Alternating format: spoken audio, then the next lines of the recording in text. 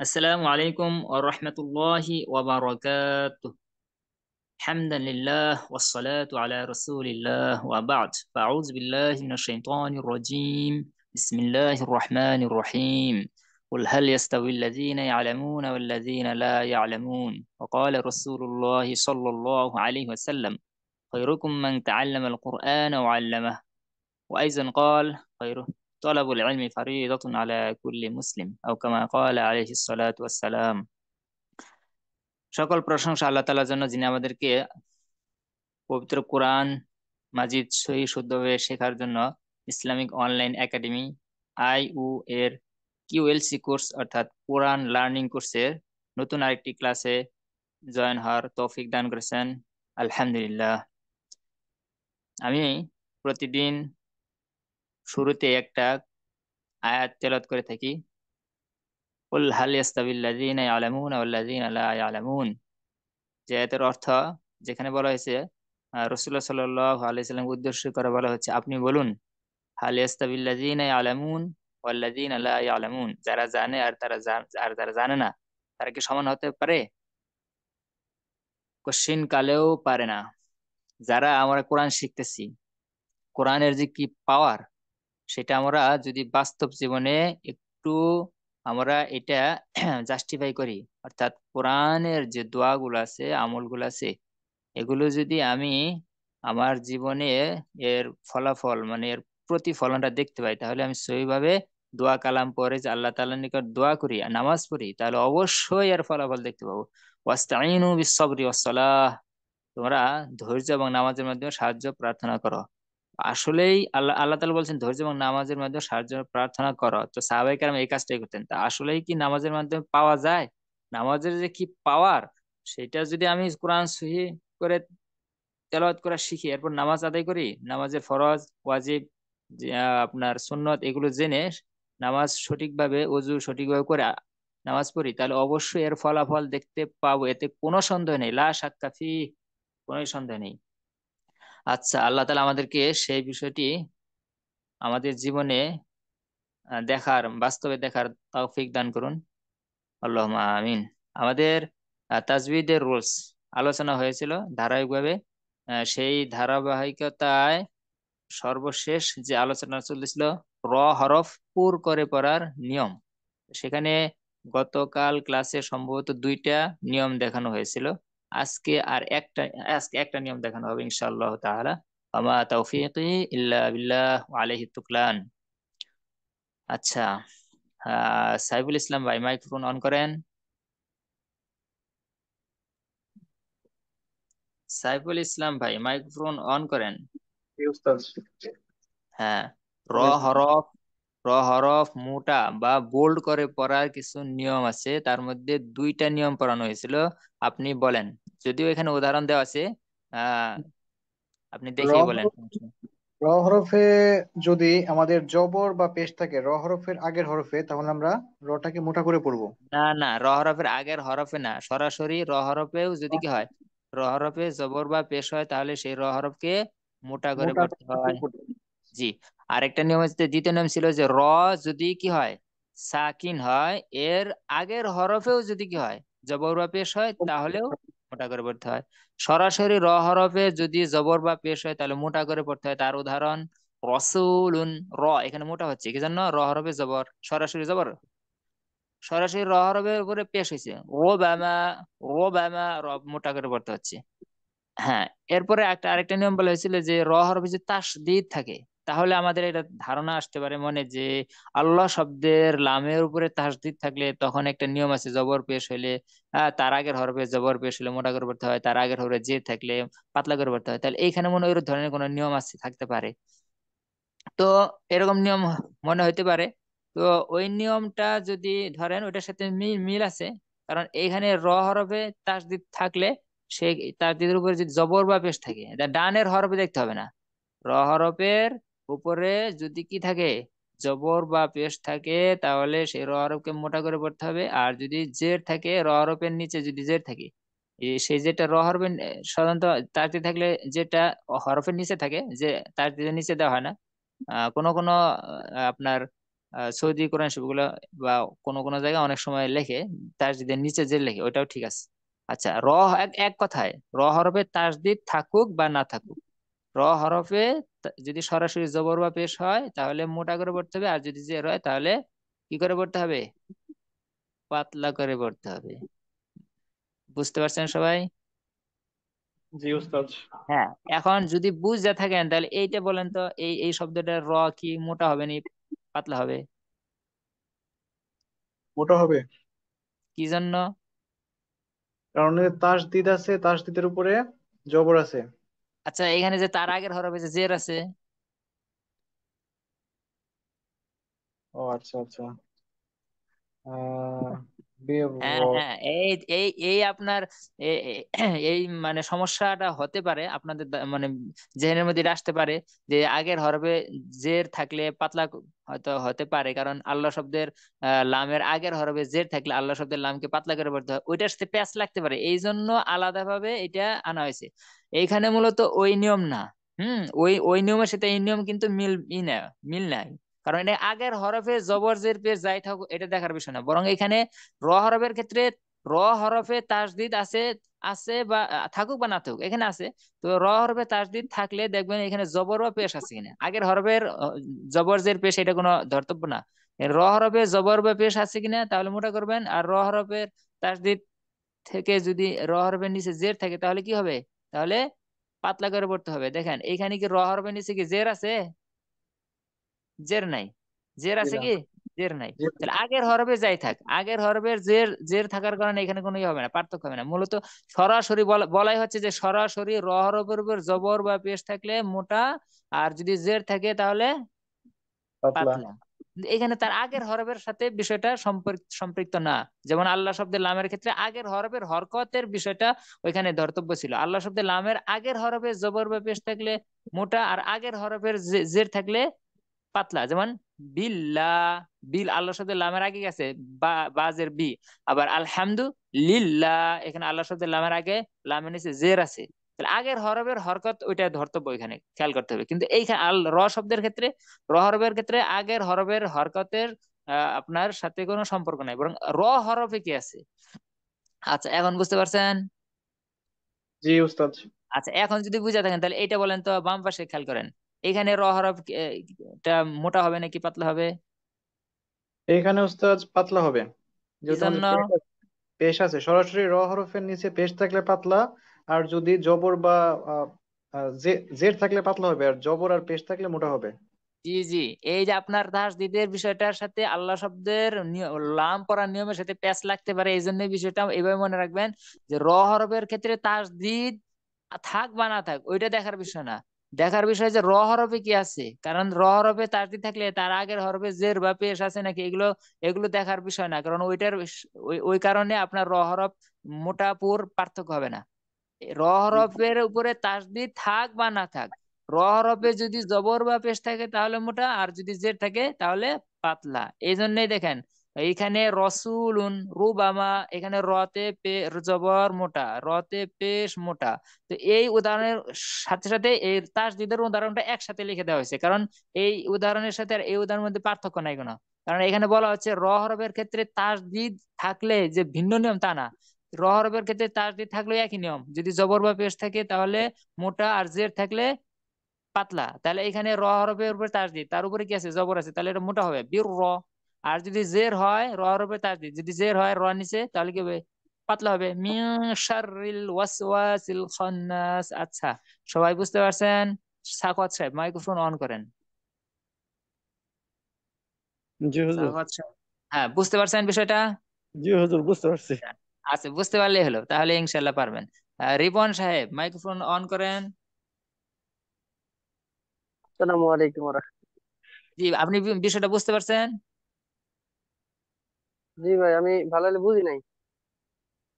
আবার বলতেছি তাহলে, র হরফের ক্ষেত্রে আপনার যদি জবর বা পেশ হয় তাহলে হরফ পুর করে পড়তে হয়, আর যদি জের হয় তাহলে হরফটা পাতলা করে পড়তে হয়। যেমন রসুলুন, হরফ জবর, রটা মোটা করে পড়তে হচ্ছে। বামা, হরফে পেশ মোটা করে পড়তে হচ্ছে। আর যদি জের থাকে, যেমন বাম পাশে লক্ষ্য করেন, রিজালুন, হুম। হরফে জের থাকলে পাতলা করে পড়তে হয়। এখন তাসদিদ থাকলে কি হবে?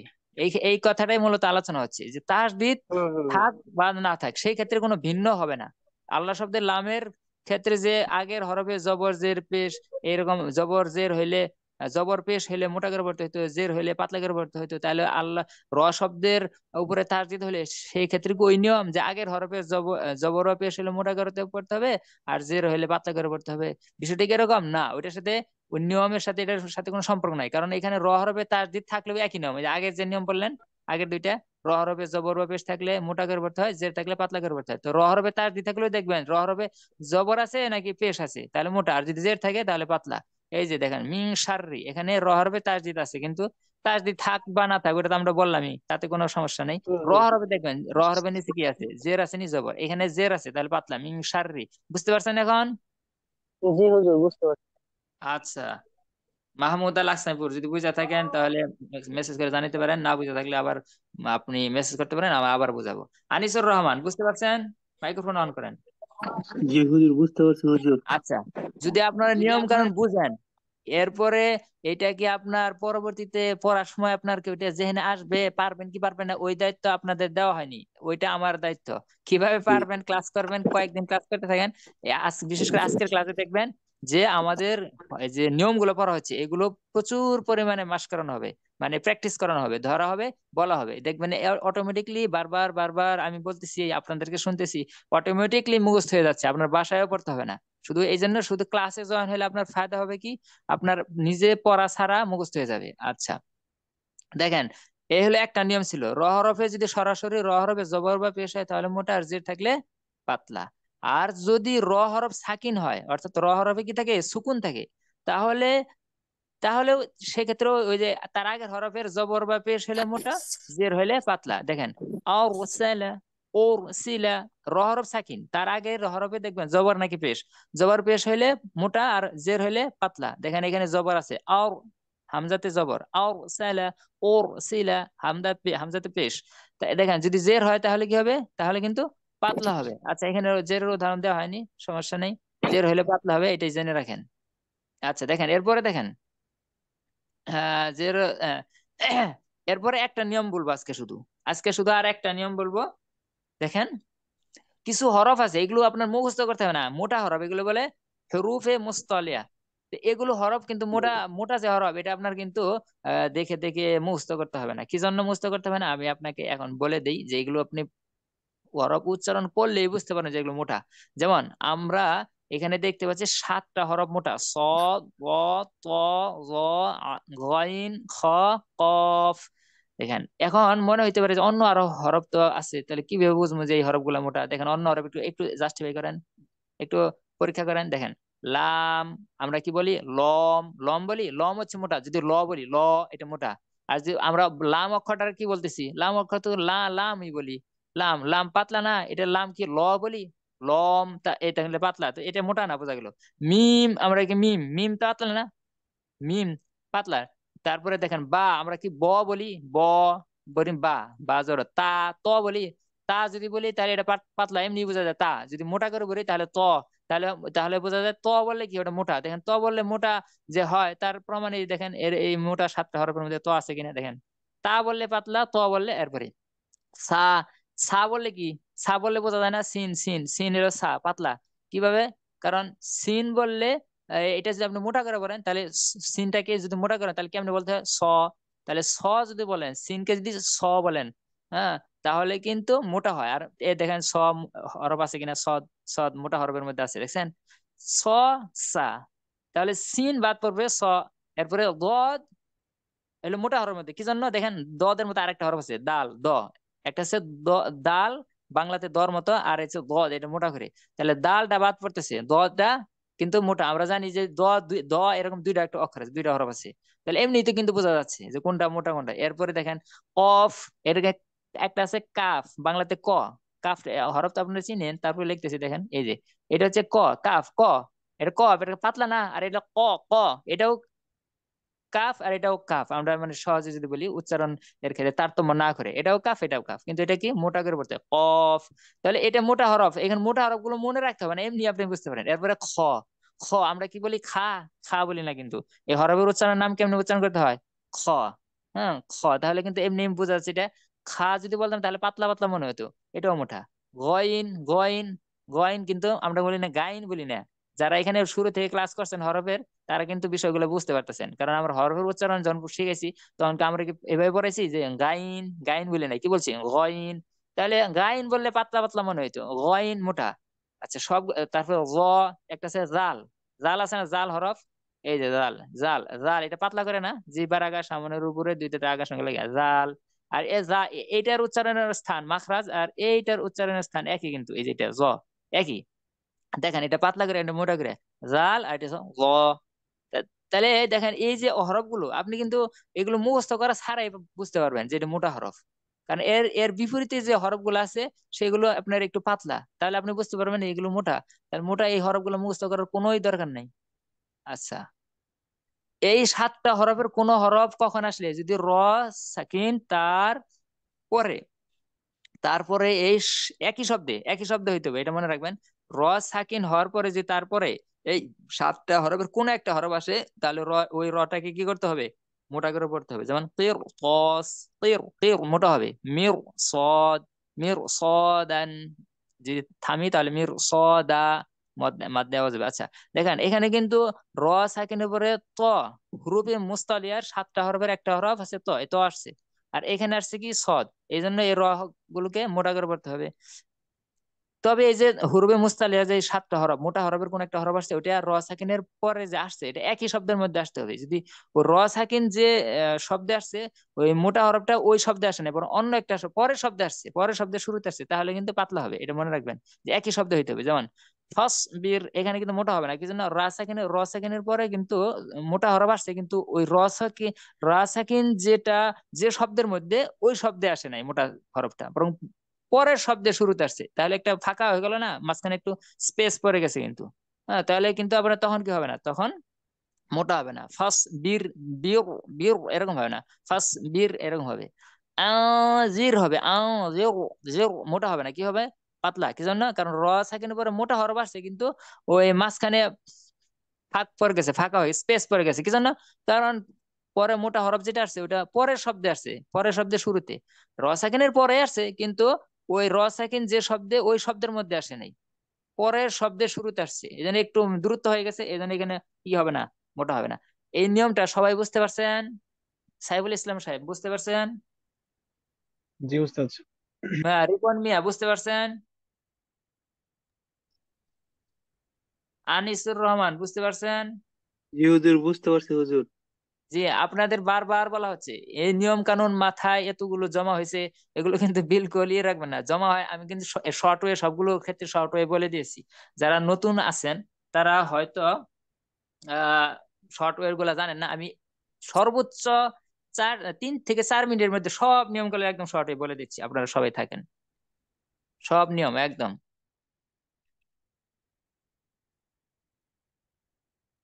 একদম যেহেতু আজকে এগুলো মাস্ট হবে ইনশাল্লাহ, এই জন্য সবগুলো নিয়ম বলে দিচ্ছি। দেখেন যত গুণনা আছে, যত গুণনা আছে তার দুইটা হরফ কেন্দ্রিক, এটা হচ্ছে নুন আর একটা হচ্ছে মিম। নুন এবং মিম এই দুইটা হরফ কেন্দ্রিক সকল গুণনা। তো ওয়াও ইয়া মিম নুন, যদি নুন সাকিনের পরে না, ওয়াও এবং মিম এবং নুন হরফে তাসদিদ হয়, তাহলে কি করতে হয়, গুণনা করে পড়তে হয়, এটা হলো ওয়াজিব গুণনা।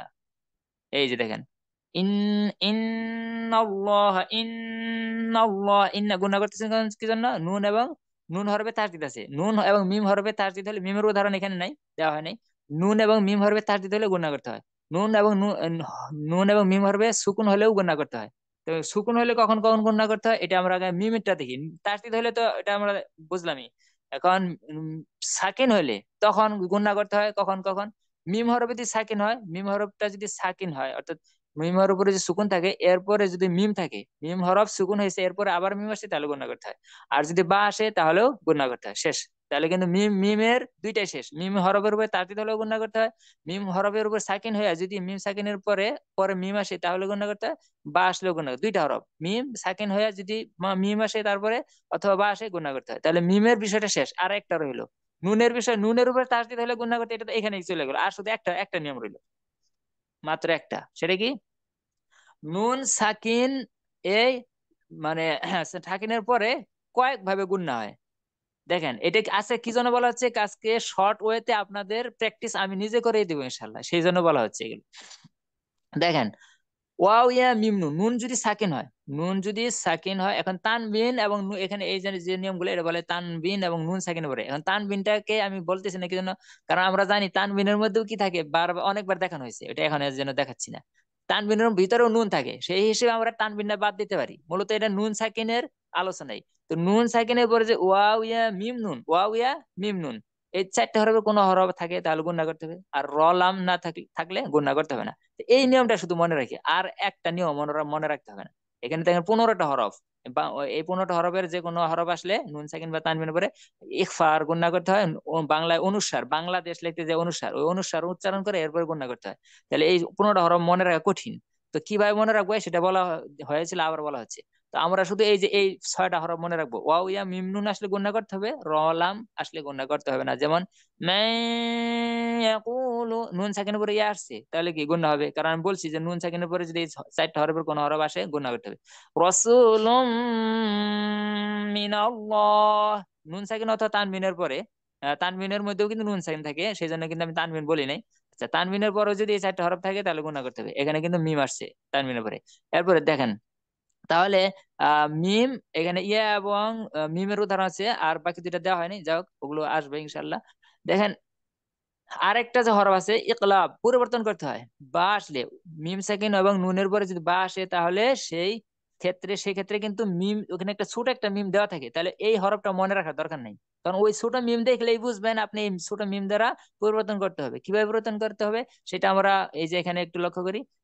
মান বাখিলা, এখানে কি ছিল, মান বাখিলা, নুন, নুন আছে, এই নুনের পরিবর্তে ওই ছোট মিমটা বসাইতে হবে, তাহলে কি হবে, মিম মিম যার মাম হবে, মান না হয় কি হবে মাম, মাম গুণনা করতে হবে। মাম বা খিলা, এখানে মিম দেওয়াই থাকবে, ছোট মিম, এই ছোট মিম আমি এখানে লিখি নাই, তো কোরআন শরীফে দেওয়া থাকবে। তো এইটাও মনে রাখার দরকার নাই, কারণ ওইখানে মিম দেওয়াই থাকবে, মিম ছোট মিম দেখলে বুঝতে পারবেন যে এখানে একটা কাহিনী আছে।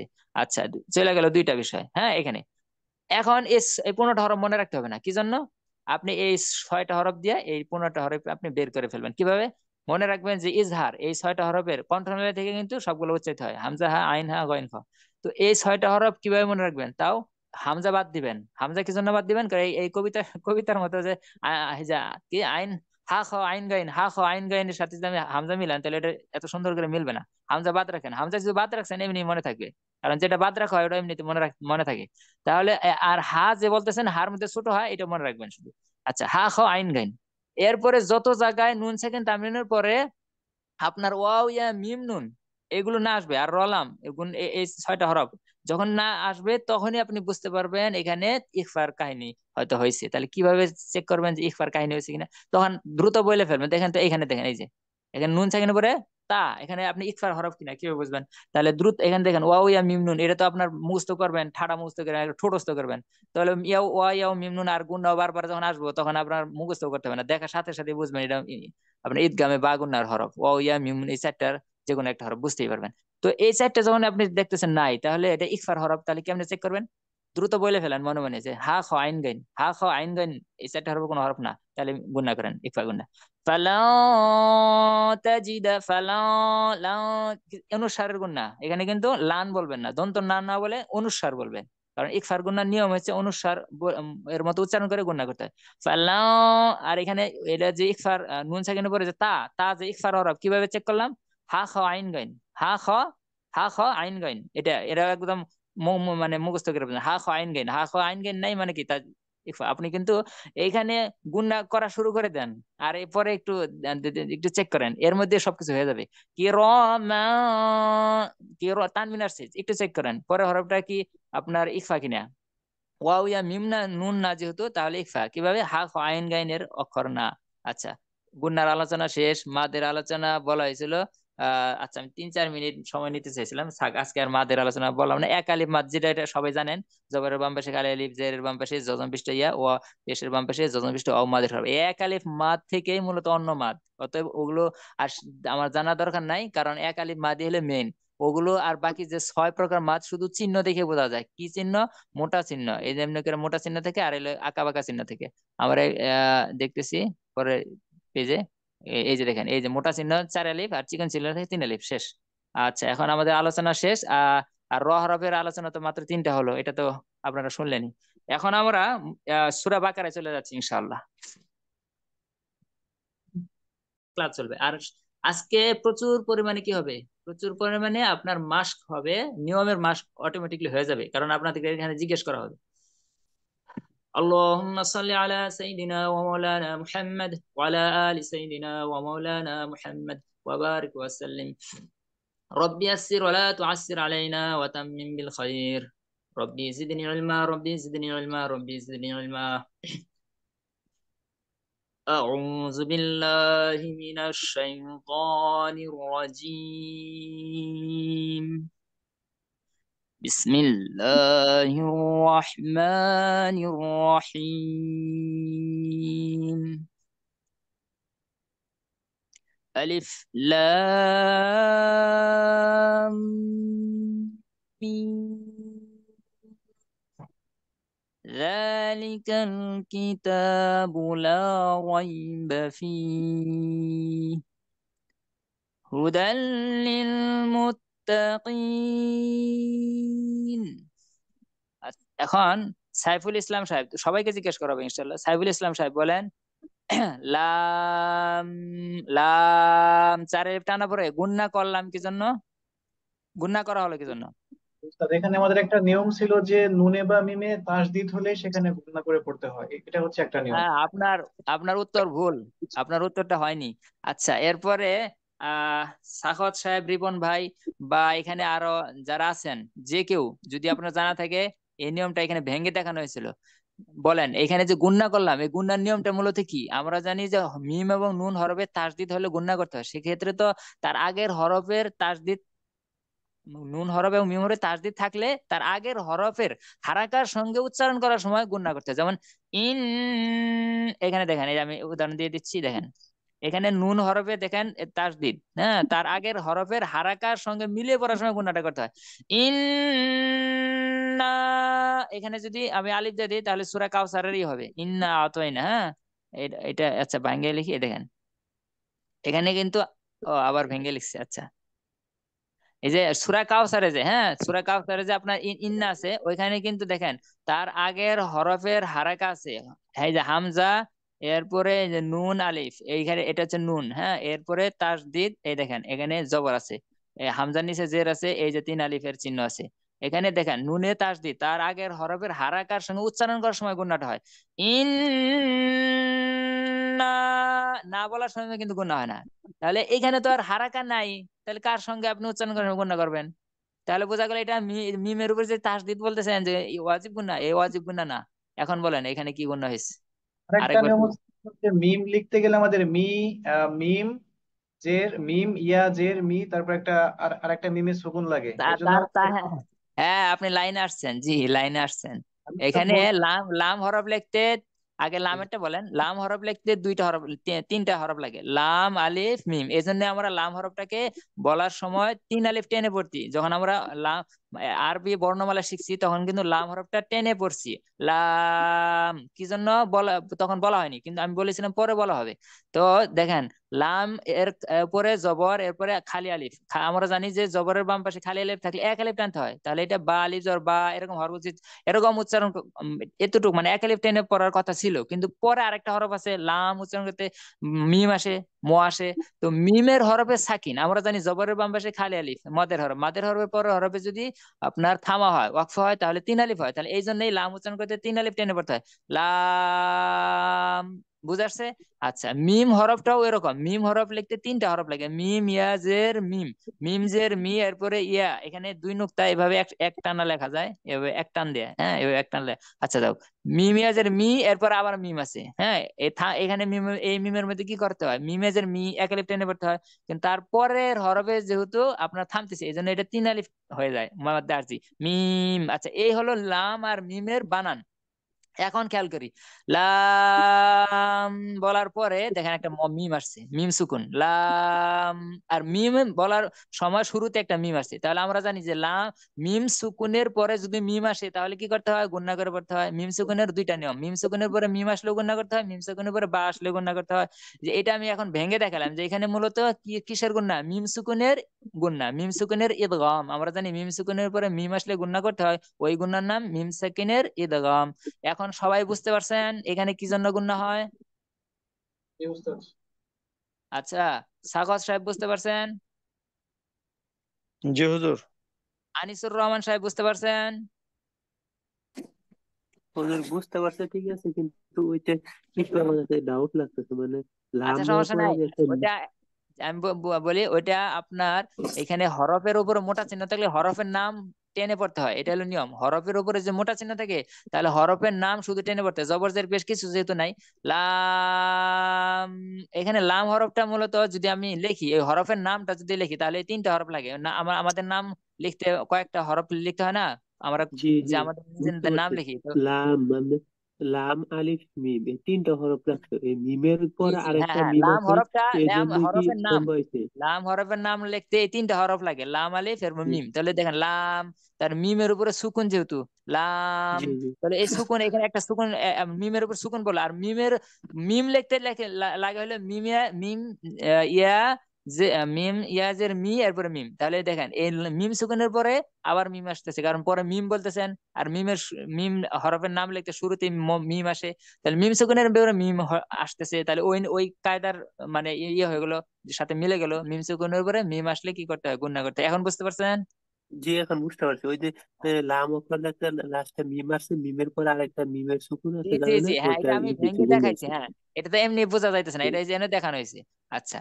ঠিক আছে বুঝতে আচ্ছা, পারছি হুজুর। হ্যাঁ, আলিফ যখন লাম বলা শেষ তখন গুণনাটা তখন হবে, কারণ লামের বলা শেষের দিকে তো মিমটা আসে।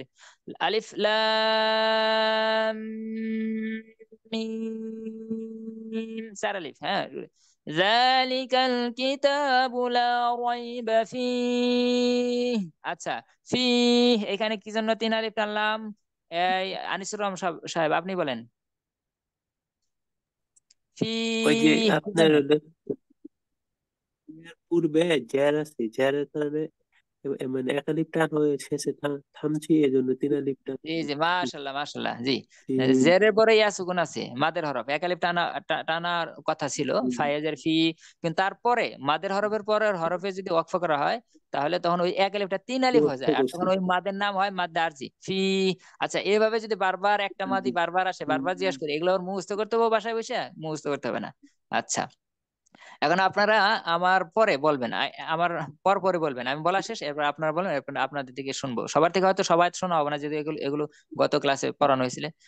যালিকাল কিতাবু লা রাইবা ফীহ। জি বলেন সবাই। যালিকাল কিতাবু লা রাইবা ফীহ। মাশাআল্লাহ, হ্যাঁ। আপনার আনিসুর রহমান সাহেব বলেন। জি, এখান থেকে বলেন, জি। যালিকাল কিতাবু লা রাইবা ফীহ। লাতে এক আলিফ টান আছে, লা রাইবা ফীহ। জি হুজুর। আচ্ছা, এরপরে হুদাল্লিল মুত্তাকিন, হুদাল্লিল, হুদাল্লিল এখানে দাল, দালে কি তানবিন? আমরা জানি নুন সাকিন এবং তানবিনের পরে যদি ওয়াও ইয়া মিম নুন আসে গুণা করতে হয়। হ্যাঁ, এখানে লাম আর আসছে, তাহলে এখানে গুণা, এখানে কি গুণা হবে সাইফুল ইসলাম না সাহেব? হবে না, র লাম থাকলে গুণ হবে না। মাশাল্লাহ, জি জি, মাশাল্লাহ। রলাম থাকলে গণ্য হবে না। যারা এখানে জয়েন আছেন তাদেরও কিন্তু মুখস্থ হয়ে যাচ্ছে অলরেডি। এই এই নিয়মটা আবার আসবে, আবার আসবে, এইভাবে যদি 100 বার আসে তাহলে আপনার এমনি ওটা আপনার স্মৃতিতে কি বসে যাবে। আচ্ছা, রিপন মিয়া, হুদাল লিল মুত্তাকিন, কিন এখানে তিন আলিফ হলো, তিন আলিফ টেনে পড়া হচ্ছে কি জন্য? জি আপনার হুজুর। যখন, জি, হুদাল লিল মুত্তাকিন, কিন আমরা এইভাবে তিন আলিফ টানি কেন এই জন্য এখানে? নুনের উপর সুকুন আছে। নুনের উপরে সুকুন কই? এখানে নুনের উপরে তো আমরা জবর সরি, দেখতে পাচ্ছি। ইয়া ইয়া ইয়ার উপর সুকুন আছে। ইয়ার উপরে সুকুন আছে, তার আগের জের আছে, এটা বলতে হবে না। জেরের পরে যদি ইয়া সুকুন থাকে তাহলে এক আলিফ টানতে হয়, কিন্তু এই নিয়মের পরে অর্থাৎ জেরের পরে ইয়া সুকুন এটাকে মদ্দে তবাই বা আসলি বলে, মদ্দে আসলি বলে বা মদ্দে তবাই বলে। মদ্দে তবাইয়ের পরে যদি তিন পরের আলিফ হয়ে হরফ গেছে। ওয়াকফ করা হয় তাহলে 3 আলিফ টানতে হয়, এক আলিফ 3 আলিফ হয়ে যায়, ওই তখন ওই মদের নাম হয়ে যায় মদ্দে আরজি। আচ্ছা, হুদাল লিল মুত্তাকিন আচ্ছা আল্লাযিনা, এখানে যখন আপনি এখানে থামলেন তখন কিন্তু আলিফের উপর মনে মনে জবর দিয়ে পড়তে হবে। কি জন্য? মূলত মিলিয়ে যদি পড়তেন এখানে এই যে গোল চিহ্ন এগুলো হলো এলো অক্ফের চিহ্ন, অক্ফের চিহ্ন, হ্যাঁ গোল চিহ্ন, অক্ফের চিহ্ন। এর উপরে যদি লাম আলিফ থাকে, একটা ওয়াকফের একটা নিয়ম বলা হচ্ছে, গোল চিহ্নের উপরে যদি লাম আলিফ থাকে ছোট, তাহলে ওইখানে আপনার দুইটা অপশন, মিলেও পড়তে পারবেন থামতেও পারবেন, এটা মনে রাখেন। হ্যাঁ, এখানে যদি মিলিয়ে পড়তাম তাহলে লিল মুত্তাকিনা নুনের জবরের সাথে লামের সাথে মিলতো, নাল্লাযিনা হইতো। আর তখন মিলিয়ে পড়লে তখন কিন্তু মুত্তাকিন 3 আলিফ টানলাম, তখন কিন্তু 3 আলিফ হইতো না, কারণ বলা হয়েছে থামলে মাদের হরফের পরে থামলে 3 আলিফ হবে, যদি না থামেন মিলিয়ে পড়েন তাহলে কিন্তু 1 আলিফ হবে। কেমন হবে? হুদাল লিল মুত্তাকিন আল্লাযীনা ইউমিনুনা বিল গায়বি ওয়া ইউকিমুনাস সালাতা ওয়া মিম্মা রাযাকনাহুম ইউনফিকুন। দেখেন ইউনফিকুন এখানে কিন্তু ঠিক টেনে টানলাম, কি জন্য? কারণ এখানে আমি থামছি, আর এখানে আমি থামি নাই। যদি না থামি মুত্তাকিন আল্লাযীনা তাহলে কিন্তু 1 আলিফ হবে। আচ্ছা, আর যদি আমি না থামি থাইমা পরে এখানে পরে শুরু করি, তাহলে এখানে আলিফের উপরে মনে মনে জবর দিতে হবে, জবর দিয়ে পড়বেন। আল্লাযীনা ইউমিনুনা বিল গায়ব। আচ্ছা, এখানে কিন্তু আমি দেখেন দ্রুত পড়তেছি না, আমি কিন্তু দ্রুত পড়তে পারি। আল্লাযীনা ইউমিনুনা বিল গায়বি ওয়া ইউকিমুনাস সালাতা ওয়া মিম্মা রাযাকনাহুম ইউনফিকুন ওয়াল্লাযীনা ইউমিনুনা বিমা উনজিলা ইলাইকা, এভাবে কিন্তু পড়তে পারি। কিন্তু আপনারা এভাবে পড়বেন না। যদিও এই শব্দটা বারবার আসবে, আল্লাযীনা আসতেছে, ইউমিনুনা বারবার আসতেছে, এখন আপনি পড়তে পারেন, দ্রুত বলতে পারতেছেন, কিন্তু তারপরে পড়বেন না, কারণ শুরুর দিকে আপনি একদম স্লো মোশনে পড়বেন, একদম ধীরে ধীরে পড়বেন। আর কারি সাহেবরা দেখবেন যে একদম একটা শব্দের মধ্যে অনেকক্ষণ পড়তেছে, কিন্তু তারপরেও কিন্তু মাদ হচ্ছে না। এটা কিন্তু একটা বড় শেখার একটা বিষয়, যে আপনি একদম স্লো মোশনে পড়বেন কিন্তু মাদ হবে না। এইভাবে যে আপনি কিছুদিন পড়েন, আপনার পড়া হবে একদম মানে সুন্দর হবে, এবং আপনার যে নাজরা, নাজরা এটা দ্রুত চালু হয়ে যাবে। এটা মনে রাখেন। এটা এটা কেউ যদি ধারণা করেন তাহলে এটা ভুল হবে, যে আমি দ্রুত পড়লে মনে হয় নাজরাটা তাড়াতাড়ি চালু হবে, না উল্টা। বরং এর উল্টো, আপনি যদি ধীরে ধীরে পড়ে ধীরে ধীরে পড়েন, মানে যত সম্ভব ধীরে ধীরে পড়েন, তাহলে কিন্তু আপনার নাজরা তাড়াতাড়ি চালু হবে, এটা মনে রাখেন।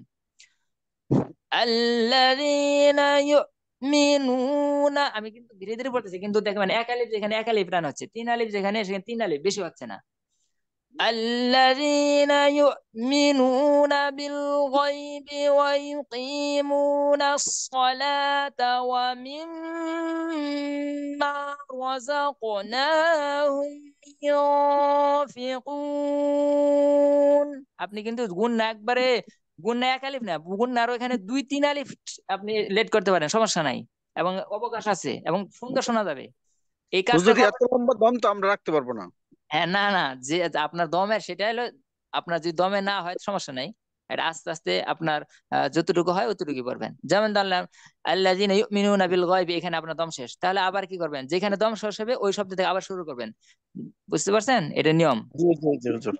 আচ্ছা, দেখে দেখে আমি আমি আপনার দেখাই, এখানে আমার দম সেগুলো আল্লাযীনা ইউমিনুনা বিল গায়বি ওয়া ইউকিমুন, কারণ এখানে আমার দম আমি বুঝতে পারতেছি এখানে আমার দম শেষ হবে, তাহলে এখানে আপনি এখানে ওয়াকফ করেন ইউকিমুন, আর এখানে ওয়াকফ করলে 3 আলিফ হবে মুন। এরপর আবার যখন শুরু করবেন তখন কিন্তু এখান থেকে শুরু করা যাবে না, পরের শব্দ থেকে না। নিয়ম হচ্ছে যে শব্দে আপনি থামবেন, আবার যদি শুরু করেন তাহলে ওই শব্দ থেকে আবার শুরু করতে হবে। ওয়াইউকি, এটা হলো আপনার যদি ওয়াকফের চিহ্ন নাই, থামার চিহ্ন নাই, কিন্তু আপনি ওই চিহ্ন নাই তথাপি থামছেন কোন শব্দে, তখন এই নিয়ম। আর যদি থামার চিহ্নের আগে থামেন তাহলে তো আপনি ওইখানে আবার আগের শব্দ থেকে শুরু করতে হবে না, এটা তো স্বাভাবিক বিষয়। ওয়াইউকিমুনাস সালাতা ওয়া মিম গুন্না বেশি আদায় করবেন, এবং 4 আলিফ আপনি টানবেন। কি জন্য? কারণ আপনি যে গুন্না বেশি করে করেন, 4 আলিফ পুরাই 4 আলিফ টানেন, এর মাঝে এই সময়ের মধ্যে কিন্তু আপনি সামনের শব্দ যদি আপনার অপরিচিত থাকে তাহলে মনে মনে কিন্তু আপনি বানান করার একটা সুযোগ পাবেন, এই কাজটা করবেন, এটা একটা কৌশল। আচ্ছা, এখন একজনে বলেন ওয়ামিন সুম্মা এখানে গুণনা করা হচ্ছে কি জন্য? উস্তাদ, যে মিম হরফের পর আরেকটা মিম আসছে, আমরা জানি ওটা মিম যে হরফের মিম হরফের উপরে তাসদিদ আছে ওই জন্য গুণনা জি করা জি, হচ্ছে। আনিসুর রহমান ভাই আপনার উত্তর কারেক্ট, সঠিক, ফুল অ্যান্সার। আর সাইবুল ভাই বলছেন যে মিম হরফের মিম আসছে, মিম হরফের উপর মিম আসলে কি গুণনা হয়? এটা কোনো নিয়ম আছে কোথাও পড়ানো হয়েছে? মিম সুকুনের পরে মিম আসলে ওইটা আছে, কিন্তু মিম হরফের উপর মিম আসলে এটা গুণনা হয়, এটা কোনো নিয়ম এখানে পড়ানো হয় নাই। বরং এটা আছে মিম এবং নুন হরফের উপরে তাসদিদ হলে তখন তার আগের হরফের হারাকার সঙ্গে উচ্চারণ করার সময় গুণনা করতে হয়। তাহলে এইখানে কি গুণনা হয়েছে আনিসুর রহমান সাহেব? এই গুণার নাম কি? ওয়াজিব গুণনা। হ্যাঁ, মিম এবং ওয়াজিব মিম, গুণনা, জি, ও মিম গুণ, মিম হরফ এবং নুন হরফে তাসদিদ হলে তখন যে গুণনাটা ওয়াজিব গুণনা। ওয়াজিব আচ্ছা, গুণনা হয়। রজাক, রজাক, সাকত সাহেব, রজাক কফে এরকম ধাক্কা মারতেছি কি জন্য? প্রতিধ্বনি হচ্ছে কি জন্য? রজাক। কলকলা কলকলা। কলকলা হরফ। মাশাআল্লাহ মাশাআল্লাহ, জি, কলকলা। আচ্ছা, ইয় ফি কুন, ইয় ইয় এখানে গুণনা হচ্ছে কি জন্য? ইকফা রিপন হরফ ভাই, আছে, নুন রিপন ভাই, সাকিনের পরে ইকফা হরফ। যাকে যাকে যাকে জিজ্ঞাসা করবেন তাই উনি উনি বলবেন। হ্যাঁ, সবাই যদি আপনি একজনই বলেন তাহলে তো, হ্যাঁ, ইউন, রিপন ভাই দ্রুত মাইক্রোফোন অন করবেন। হ্যাঁ, ইউন ফি কুন এখানে গুণনা করা হচ্ছে কি জন্য?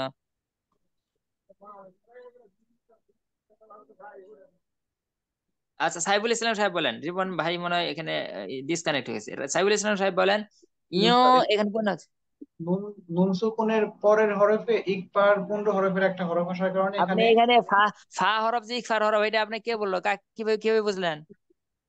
কারণ আমাদের যে ইজহার যে 6টা হরফ আছে, হামজা, হাই, না, আচ্ছা, এই ওয়াই। স্যার এখানে ঈদগামের হরফ তো হইতে পারে। আগে ঈদগামের হরফ আসছে কিনা এটা আগে খেয়াল করবেন, যে ওয়াও ইয়া মিম নুন, ওয়াও ইয়া মিম নুন, এই গুন্নার হরফ আসছে কিনা। আর র লাম তো গুন্না আপনার আসলে গুন্না করতে হয় না। এই 6টা হরফের কোনো হরফ নাই, তাহলে এরপরে চেক করবেন কি হা খ আইন গাইন। দ্রুত দ্রুত আপনি মনে মনে বলে ফেলেন যে নুন সাকিনের পরে যে ওগুলো যেহেতু নাই, তাহলে এখানে ইকফার হরফ কিনা। কারণ ইজহারের হরফ তো হইতে পারে, যদি হা খ আইন গাইনের মধ্যে থেকে কোনো একটা হরফ আসে, আপনি যদি ওই চেক করার নিয়মটা না শিখেন, এখানে তো ওই হা বা খ থাকতে পারতো। কিন্তু আপনি যেহেতু হা খ আইন গাইন ওইটা মুখস্থ করে নিছেন এটা চেক করার জন্য, তাহলে হা খ আইন গাইন নাই মানে কি গুণনা করতে হবে। হা খ আইন গাইন থাকলে গুণনা হবে না, স্পষ্ট করে পড়তে হবে। ওইটা হলো ইজহার। ওই 6টা হরফ হচ্ছে হা খ আইন গাইন আর হামজা, এগুলো হচ্ছে ইজহারের হরফ, তাহলে গুণনা হবে না। কিন্তু হা খ আইন গাইন যেহেতু নাই, তাহলে বোঝা গেল এখানে একটা কাহিনী হয়েছে, ইফকার 15টা হরফের কোন একটা হরফ আসছে। এইভাবে আপনি ইফকার 15টা হরফ মুখস্থ না করেও অতি দ্রুত কি করতে পারেন? গুণনা করতে পারবেন। হা খ আইন গাইন বলতে কয় সেকেন্ড লাগলো মনে মনে? হা খ আইন গাইন, তাহলে আচ্ছা এখানে ইকফা হয়েছে, নুন সাকিনের উপরে কি আসছে? ইকফার হরফ ফা আসছে। আচ্ছা, আমাদের একজন এখানে পরামর্শ দিয়েছে, আমাদের এখানে একজন টিচার, যে উনি বলছেন যে ইকফার হরফ কিন্তু ছন্দের আকারে মনে রাখাও খুব একটা কঠিন না। যেমন মক্তবে ব্যবহার হয়, বা না, না। তাও জি। সাও জিমো দালো জালো যা সিনো শিনো সদ দদ ত জ ফা কফ কাফ। আচ্ছা, এভাবে আপনার ওখানে ছন্দে পড়লে ওইভাবে আপনার দেখবে ছন্দটা মুখস্থ হয়ে গেছে। আচ্ছা, ওর চেয়ে আপনি যদি মুখস্থ করেন, 15টা হরফ একদম ঠুটস্থ করছেন, তারপরে যখন চেক করতে যাবেন 15টা হরফ প্রত্যেকটা হরফে আপনার মাথায় নিয়ে আসতে হবে, চেক করতে হবে, ওটা দেরি হবে। 15টা হরফ মুখস্থ থাকলেও ওই সিস্টেমে আপনার দেরি হবে, এটা মনে রাখেন। এই জন্য আমি যে নিয়ম বলে দিচ্ছি এটা সবচেয়ে আপনার সহজ হবে। হা খ আইন গাইন নাই মানে কি আপনার ইকফার হরফ। ইয় ফিকুন। আচ্ছা, এরপরে এখানে দেখেন এক, আর কোরআন শরীফ নাজেরা পড়া চালু হবে কিভাবে, এটা কিন্তু আমাদের গতকাল ক্লাসে বলা হয়েছিল, যে একটা স্থানে যদি 10 ফিট উপর থেকেও আপনি 1 ফোঁটা পানি ফালান, পানি ফেলেন 10 ঘন্টা বা 48 ঘন্টা বা 72 ঘন্টা পর পর, তাহলে ওই যেখানে ওইখানে যে একটু ফাঁকা হয়েছিল ওইটা আবার ধূলিকণায় কি হয়ে ফিল আপ হয়ে যাবে। কিন্তু আপনি যদি একটু পর পর 1 সেকেন্ড বা 2 সেকেন্ড পর পর পানি পড়ে ওইখানে, ওইটা কিন্তু গর্ত হয়ে যাবে।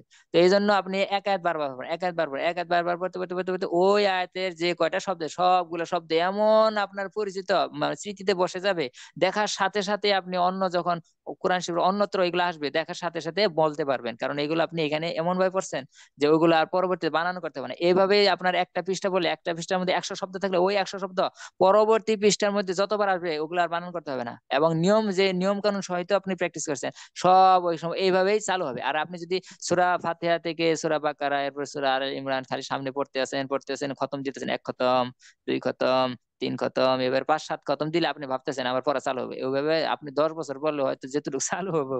আর একজনে যদি 1 পারা পড়ে, আমি যে সিস্টেম বললাম, এভাবে 1 পারা পরে তার চেয়ে আপনার বেশি, অনেক বেশি চালু হয়ে যাবে।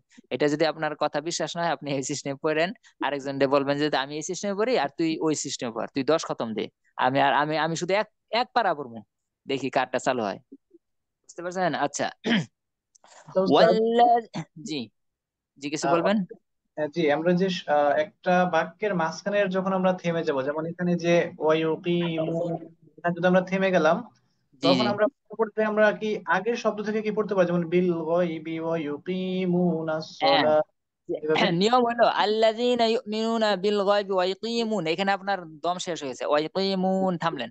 এখন নিয়ম হলো কম পক্ষে আপনার এই শব্দ থেকে শুরু করতে হবে, আর আগের শব্দ থেকে যদি শুরু করেন তাহলে সমস্যা নাই, দুই এক শব্দ আরো আগে থেকে শুরু করলেন তাহলে সমস্যা নাই, কিন্তু কম পক্ষে এই শব্দ থেকে আপনার শুরু করতে হবে। যেহেতু এখানে আপনার ওয়াকফ নেই, কিন্তু তারপর আপনি ওয়াকফ করছেন, এখন আপনি যদি মনে করেন যে আমি এখানে তো এই শব্দটা উচ্চারণ করছি, আমি তো একটু আমি তো এখানে তো শব্দটা উচ্চারণ কইরাই তো থামছি, তাহলে আমি এর পরের শব্দ থেকে বলবো না, কারণ এখানে আপনার যে ওয়াকফের চিহ্ন ছিল না। এখানে একদম শব্দের প্রথম শব্দ থেকে আবার শুরু করতে পারবো যদি আমি চাই আর কি, যে আল্লাযীনা হ্যাঁ হ্যাঁ, ইউমিনুনা। তা করতে পারেন, এক শব্দ আগে দুই শব্দ আগে, বা আপনি যেখান থেকে শুরু করছিলেন আবার সেখান থেকে শুরু করতে পারবেন। আচ্ছা, জি জি বুঝতে পারছেন? আচ্ছা। জি। আচ্ছা, আপনাদের থেকে শোনা হবে, সমস্যা নাই। এগুলো যে সহজ, আমি আমি যদি বলে দিই আবার নিয়ম কানুন ধরি, আপনাদের জন্য সহজ হবে, এরপর আপনাদেরকে জিজ্ঞেস করলে তাড়াতাড়ি পারবেন। والذين يؤمنون بما أنزل إليك وما أنزل من قبلك وبالآخرة هم يوقنون। আচ্ছা, বিমা এখানে কয় আলিফ হবে? সাগর তিন সাহেব আলিফ। বলেন। তিন আলিফ কি জন্য? আচ্ছা, এই উপরে। নিয়মটা, এরপর এই নিয়মটা বলা হয়নি, হ্যাঁ এটা আহ আমরা আপনার সংক্ষেপে পড়াইছি যে নিয়মগুলো, তার মধ্যে এইটা বলা হয়নি, একদিন বলা হবে ইনশাল্লাহ। এটা বলা মনে হয় হয়েছিল, হ্যাঁ, মাদ্দে মুত্তাসিল আর মুনফাসিল, হ্যাঁ বলা হয়েছিল। আচ্ছা ঠিক আছে। যদি মাদের হরফ মতো জবরের বাম পাশে খালি আলিফ, মাদের হরফের পরে যদি হামজা আসে, হ্যাঁ হামজা আসে, এটা এখানে হামজা না আসছে, যদি একই শব্দে একই শব্দের মধ্যে আসে তাহলে চার আলিফ হবে। আর যদি ভিন্ন শব্দে দেখেন, এই মাদের হরফটা আসছে যে শব্দে, আর জিলার হামজা আসছে ভিন্ন শব্দে, তো ভিন্ন শব্দে আসলে এক আলিফ কম হবে, তিন আলিফ টান হবে। এটা আমি তখন মনে মনে রাখার সহজ পদ্ধতি শিখিয়ে দিয়েছিলাম, যে যে যদি কেউ তিনটা ছেলে থাকে, তিনটা ছেলে যে একত্র থাকে তাহলে তার পাওয়ার বেশি না, শক্তি বেশি। আর তিনটা ছেলে যদি আলাদা আলাদা, তাদের মধ্যে কোনো মিল না থাকে, হ্যাঁ, তাহলে কিন্তু মানুষ সহজেই তাদেরকে কি করতে পারবে, বা আক্রমণ করতে পারবে, তাদের মধ্যে একতা নাই, সে শক্তি কম থাকবে। তো যদি একই শব্দের মধ্যে থাকে, মানে মাদের হরফের পরে হামজাটা আসছে, একই শব্দের মধ্যে হামজাটা আসছে, তাহলে একটু মনে করবেন শক্তি বেশি, কারণ এটা দুইটা ভিন্ন না, পৃথক না, তাহলে শক্তি বেশি, তাহলে একে আলিফ বেশি টান হবে, অর্থাৎ চার আলিফ হবে। তখন চিহ্নটা চার আলিফ তো দেওয়াই থাকবে, এগুলো এগুলো মনে না রাখলেও সমস্যা নেই, কারণ এগুলো আপনার চার আলিফ মাদ আর তিন আলিফ মাদ, এগুলো যেহেতু কোরআন শরীফে চিহ্ন দেওয়া থাকে, তো তবু আপনি যদি নিয়মটা মনে রাখতে চান তাহলে ওইভাবে মনে রাখতে পারেন, যে মাদের হরফের পরে যদি হামজা আসে তাহলে তিন আলিফ টান দিতে হয়।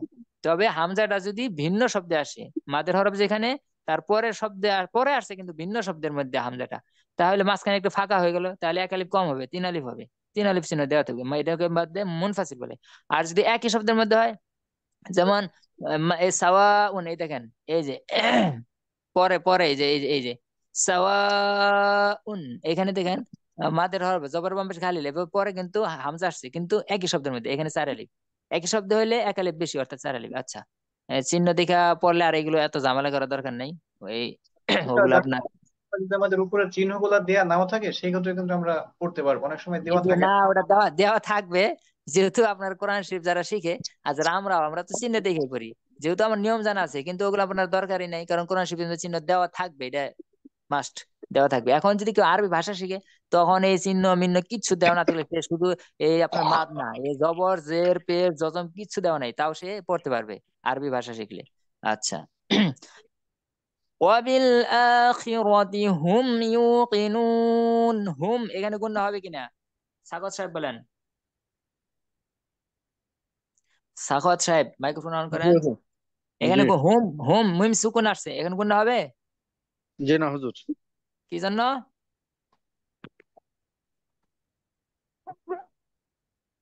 বলেন। মিম সুকুনের পরে কি? মিম আসলে গুণা হয়, মিম বা আসলে গুণা হয়, কিন্তু মিমও আসে নাই, বাও আসে নাই। দুইটা হরফ যেহেতু আসে নাই, দুইটা হরফের সারা অন্য হরফ আসলে গুণা হবে না। হুম ইউকিনুন। আচ্ছা, বুঝতে পারছেন আশা করি সবাই। এই পর্যন্ত মনে হয় গতকাল আপনাদেরকে শোনা হয়েছিল। ও হ্যাঁ, এই মুফলিহুন পর্যন্ত মনে হয় শোনা হয়েছিল। উলাইকা আলা হুদাম মির রাব্বিহিম ওয়া উলাইকা হুমুল মুফলিহুন। আচ্ছা, উলা চার আলিফ টান হলো, দেখেন এখানে কিন্তু মাদের হরফ। মাদের হরফ কি হবে? আমরা জানি খারা জবর, খারাজের উল্টা পেশ হলেও মাদ্দে তবেই, ওহাকে মাদ্দে আসলি বা মাদ্দে তবে বলে, এক আলিফ টেনে পড়তে হয়। তাহলে এই মাদের হরফ, লামের উপরে খারা জবর, এটা মাদের হরফ হলো। এইখানে মাদের হরফের পরে দেখেন হামজা আসছে একই শব্দের মধ্যে, এই জন্য এটা চার আলিফ মাদ্দে মুত্তাসিল। আর হুদাম, এখানে দালের উপরে দুই জবর তানবিন, এরপরে মিম আসছে, এখানে গুণা হবে? সাইফুল ইসলাম আনিসুর রহমান সাহেব বলেন, এখানে গুণা হবে? কোনটা হলো? হুদাম, হুদাম। হুদাম, তানবিনে, তানবিনের, তানবিনের পরে কি আসছে? এটা মিম। মিম মিম। আছে। আমরা জানি জি, তানবিন বা নুন সাকিনের পরে চারটা হরফের কোন হরফ আসলে গুণা করতে হয়। চারটা হরফ কি কি ছিল? ওয়াও, ইয়া ইয়া। নুন ওয়াও নুন, এটা গুণ হবে ওগুলো। জি জি জি, এখানে গুণ হবে, এই জন্য এটা এখানে আপনার ঈদগামে বা গুণার হরফ। ওয়া, ইয়া, মিম, নুন, এর পেলা মধ্যে গুণ মিম হবে। আছে। জি জি। আচ্ছা, মাশাল্লাহ। এভাবে যারা যাদেরকে জিজ্ঞেস করবে তারা যদি পারেন তো মাশাল্লাহ, না পারলেও সমস্যা নাই, আমি বলে দিব, তাহলেও জানা হয়ে গেল। আর যারা শুনতেছেন তাদের তো শোনা হইলো।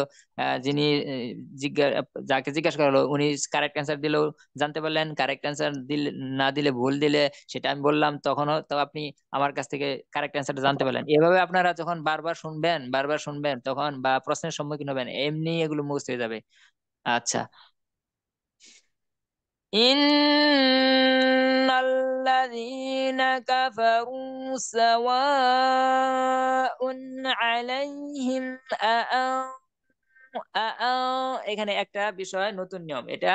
সেই জন্য আপনার প্রতিদিন ক্লাসে থাকতে হবে, যে ছোট ছোট নিয়ম কিছু আছে যেগুলো আপনার আহ, ফাঁকে ফাঁকে বলা হবে। তো ওইরকম নিয়ম বেশি নাই, এই যে এইখানে একটা বিষয় আপনারা খেয়াল করেন, নতুন একটা বিষয়। এখানে নুন সাকিন আসছে, এরপরে কিন্তু একটা নুন সাকিনের পরে, নুন সাকিন ও মিম সাকিনের আসলেই এরপর একটু খেয়াল করতে হয়, কারণ গুন্নার বিষয় চলে আসে। নুন সাকিনের পরে ওয়াও, ইয়া, মিম, নুনের বিষয় নাই, র আসে নাই, জাল আসছে, তাহলে হা হা, হা খ আইন গাইন নাই, তাহলে বোঝা গেল এটা কি? ইকফার হরফ। ইকফার হরফের মধ্যে আপনার মোটা হরফ, যে আজকে পড়াইলাম র হরফ পড়ানোর সময়, ওই মোটা হরফ গুলো আছে। তো মোটা হরফের কোন হরফ আসলে তখন ওই গুন্নাটা, ইকফার গুন্নাটা একটু বেশি করে মোটা করে পড়তে হয়।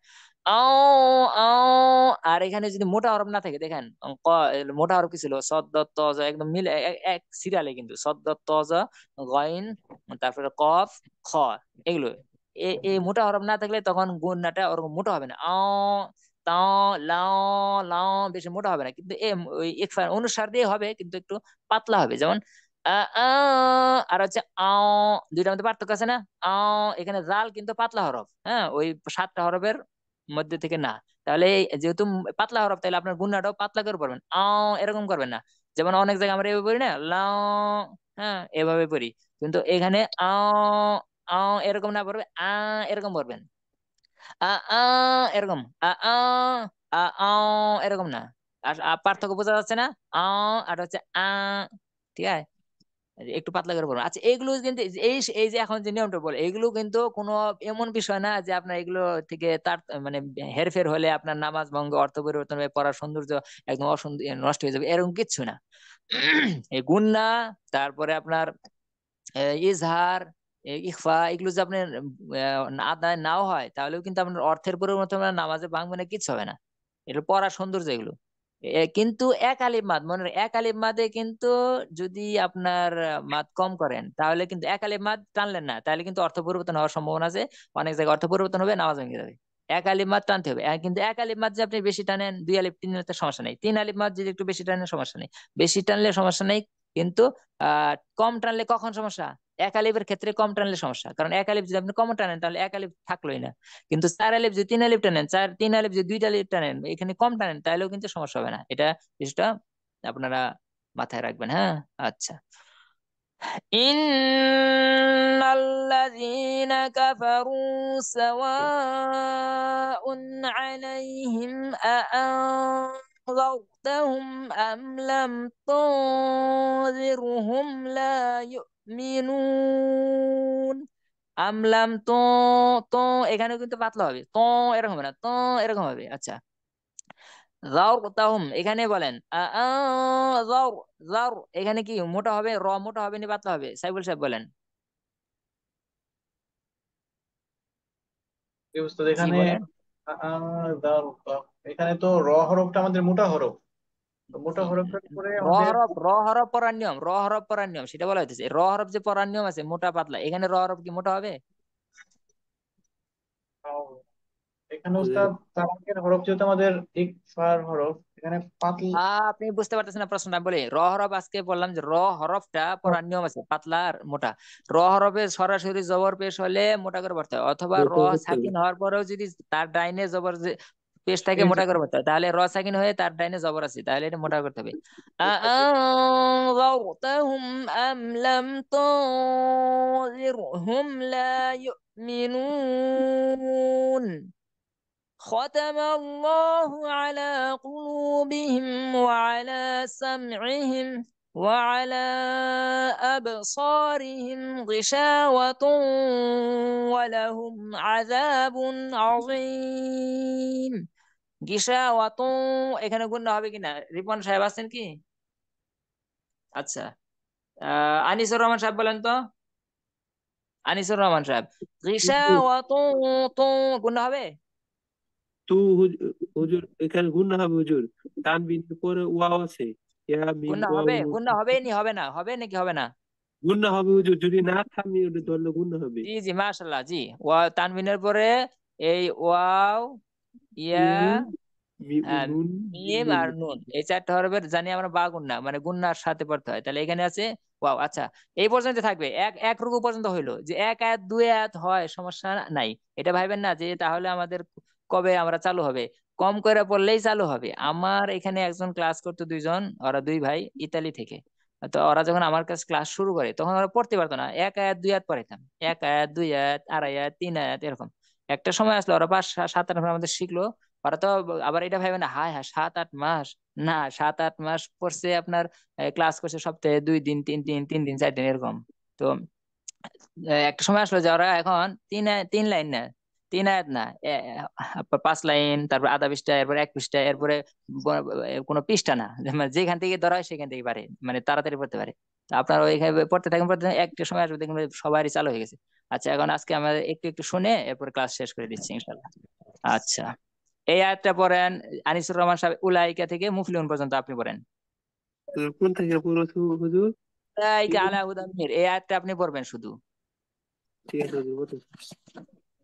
বিসমিল্লাহির রহমানির রহিম। উলাইকা আলা হুদাম। উলা, চার আলিফ আমি বলতেছি, পড়া আপনারা যেহেতু শুরু শুরু পড়া শুরু করছেন, সেজন্য আহ 4 আলিফ 4 আলিফ টানবেন। বেশি টানলে ঠিক আমরা আছে শুরু হুজুর, কি ঠিক আছে। 4 আলিফ টানলে আপনি সামনে দেখতে পারবেন, এর মধ্যে বানান করতে পারবেন মনে মনে। আচ্ছা। উলা উলাইকা আলা হুদাম মির রাব্বিহিম। উলা হুদাম, গুণা করেন সুন্দর করে, হুদাম হুদাম। হুদাম মির রাব্বিহিম। উলা উলা ওয়া উলা, ওয়া ওয়া আছে, ওয়া উলা। ঠিক আছে।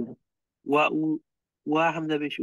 ওয়া উলাইকা হুমুল মুফলিহুন। মাশাআল্লাহ। এরপরের আয়াত বলেন আপনার, আহ এরপরের আয়াত বলেন সাইফুল ইসলাম সাহেব, ইউমিনুন পর্যন্ত। ইন্নাল্লাযীনা কাফারু সাওয়াউন আলাইহিম আআনযারতাহুম আম লাম তুনযিরহুম লা ইউমিনুন। মাশাআল্লাহ। এরপরের আয়াত সামিউহিম এই পর্যন্ত। সাকাত সাহেব, সাখাওয়াত সাহেব মাইক্রোফোন অন করেন। হ্যাঁ, আপনি সামিউহিম এই পর্যন্ত, খতামাল্লাহ এখান থেকে, খতামাল্লাহু আলা কুলুবিহিম ওয়া আলা সামিউহিম। জি বলেন। হুজুর হাতের মতো তো জোরে তাড়াতাড়ি টেনে পড়তে পারতাম না, আস্তে আস্তে আপনি হলো। আপনি যেভাবে পারেন, আপনি তো এখানকে মনে হয় সবচেয়ে একবারে শুরুতে শুরু খতাম, করছেন, আলিফ বাতাও জানতেন না। জি, আপনি জি, যা পারবেন তাই, মাশাআল্লাহ। খতামাল্লাহু আলা কুল কুল ইহুম কুলু কুল কুলুবিহিম কুলুবিহিম ওয়ালা কুলুবিহিম ওয়ালা সামগহিম সামিরিহিম সামগহিম সামিরিহিম ওয়ালা আইন দিয়ে রি সামিরিহিম সামগহিম ختم الله على قلوبهم وعلى سمعهم وعلى أبصارهم এখান থেকে বলেন আর কে আছেন এখানে আহ আচ্ছা আব্দুর রহমান আপনি বলেন ওয়ালা আবসারিহিম গিশাওয়াতুন থেকে নিয়ে আজিম পর্যন্ত পড়বেন আব্দুর রহমান সাহেব بسم الله الرحمن আপনি তো الرحيم আউযুবিল্লাহ বলে শুরু করেন নাই আর শুরু থেকে ছিলেন না মনে হয় আউযুবিল্লাহ থেকে শুরু করেন তাহলে أعوذ بالله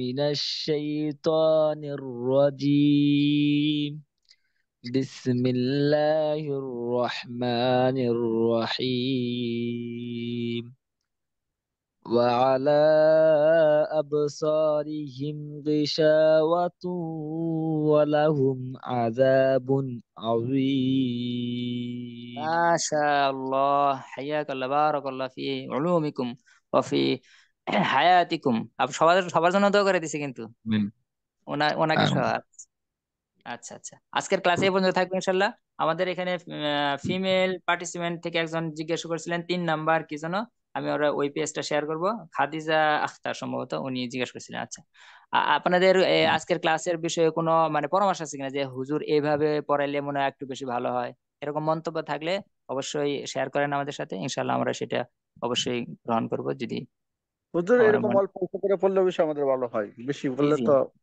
জি জি শুরু থেকে এরকম শুরু থেকে আপনার এইভাবেই পড়ার নিয়ম হ্যাঁ যে আমরা যখন শুরু করব যেহেতু আমরা সবাই শুরু মানে প্রাথমিক শিক্ষার্থী সেই জন্য এভাবে 1 লাইন 2 লাইন অর্থাৎ 1 আয়াত 2 আয়াত এভাবে বললে আপনাদের ভালো হবে কারণ জি নিয়ম হুজুর। কানুন গুলো জানা হয়ে যাচ্ছে নিয়ম কানুন গুলো জিজ্ঞাসা করা হচ্ছে আচ্ছা ঠিক আছে আপনারা সকলে নিয়মিত ক্লাস করবেন ইনশাআল্লাহ তাহলে অবশ্যই এর ফলাফল দেখতে পাবেন অতি সত্বরই আল্লাহ তাআলা আমাদের সবাইকে নিয়মিত ক্লাস করার তৌফিক দান করুন নিয়মিত ক্লাস করে কোরআন সহি শুদ্ধভাবে অতি দ্রুত শিখে বেশি বেশি তেলাওয়াত করার তৌফিক দান করুন এবং কোরআনের বিধিবিধান অনুযায়ী নিজের জীবনকে পরিচালিত করে নিজের জীবনকে আলোকিত করার তৌফিক দান করুন কোরআনের আলোয় এবং উভয় জাহানে আমাদেরকে পরিপূর্ণ সফলতা দান করুন আল্লাহুম্মা আমিন ওয়াফাকানাল্লাহু آمين ওয়া ইয়্যাকুম আসসালাম